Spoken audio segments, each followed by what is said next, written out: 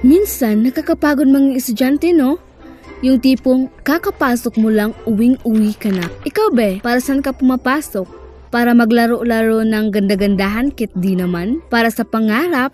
Mel, para sa'yo to. Para sa baon malamang. Para makita ang barkada?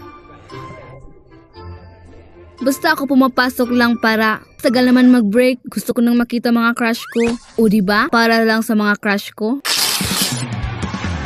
Yung crush mong varsity player na palagi niyong pinagkakaguluhan.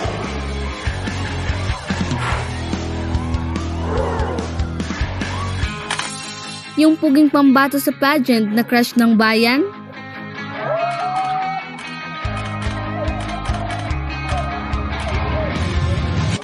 O si Mr. Smart Guy na palaging nasa silid aklatan?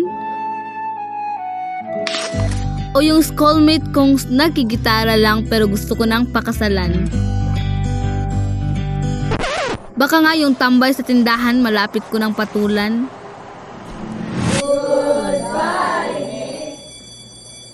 Okay class, before we dismiss, you have a new classmate and we will join our class tomorrow.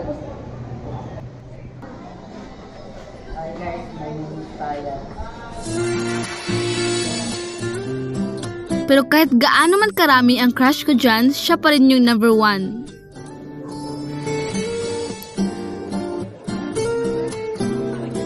Crush na crush kita.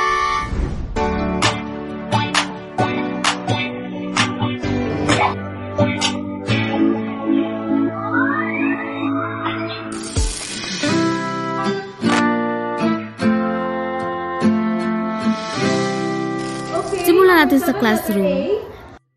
Di ba dapat makikinig sa kaklase? Hindi yung pasulyap-sulyap sa kaklase.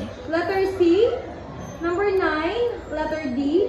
Simula po nung una, hindi na maintindihan nararamdaman. Number 24. Oh, there's no answer. It's bonus. Ikaw na ang Number 35. nasa akin ang tingin. Number 48. Nawagan ang aking kamay. Number 50. Number 8. Sabay Okay, sabi. the owner, right corrected by. Ano po ba ako?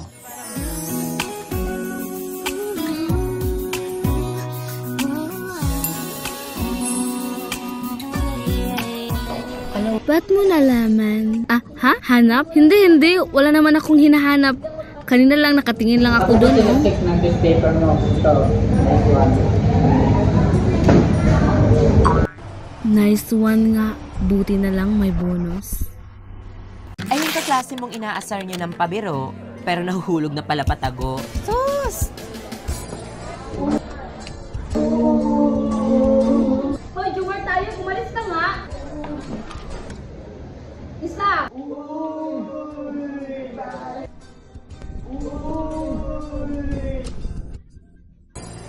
Hoy, Balong! Lorox ka ba? Mga mag-work. Kasi, crush kita. Nadulas.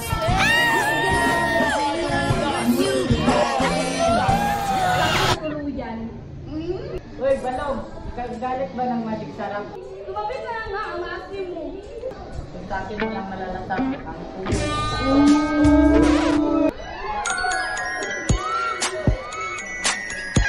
Alam mo, mag-iris ka. Ewan ko sa'yo.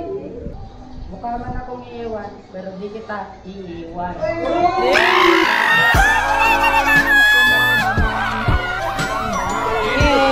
Natayan!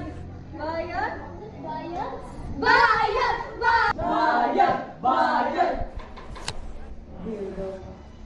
Alam mo, yellow ka ba? Bakit?